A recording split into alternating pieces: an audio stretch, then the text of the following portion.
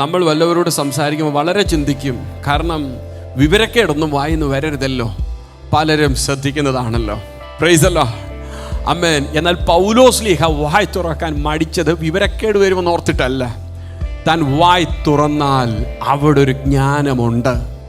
തൻ്റെ ജ്ഞാനം കേട്ടാൽ ആൾക്കാർ ഓടിക്കൂടും തന്നിൽ നിന്നും ചിലത് പ്രാപിക്കാൻ. അതുകൊണ്ട് തന്നെ താൻ ഒരു ജ്ഞാനിയാണെന്നറിയപ്പെടുവാൻ പൗലോസ്ലീഹ ആഗ്രഹിച്ചില്ല.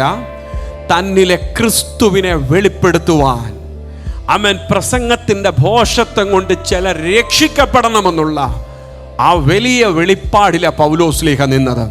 ആമേൻ. യേശു കർത്താവ് തനിക്ക് തിരഞ്ഞെടുത്ത കഴുത സാധാരണക്കാരൻ്റെ വാഹനമായിരുന്നു. കർത്താവ് എപ്പോഴും ആഗ്രഹിക്കുന്നത് യേശുവിനെ വെളിപ്പെടുത്തുന്നവരായി തീരണമെന്ന്. ആമേൻ, ആമേൻ. 2 വാക്ക് നേരെ ചൊവ്വേ പറയാൻ അറിയാമെങ്കിൽ ഇന്ന് പലരും എൻ്റെ എന്നാ പറയുന്നത്. എത്ര പേര് കർത്താവിൻ്റെ കൃപയെന്ന് പറയാൻ തയ്യാറാകും? എത്ര പേര് കർത്താവിനെ വെളിപ്പെടുത്താൻ തയ്യാറാകും? Praise the Lord.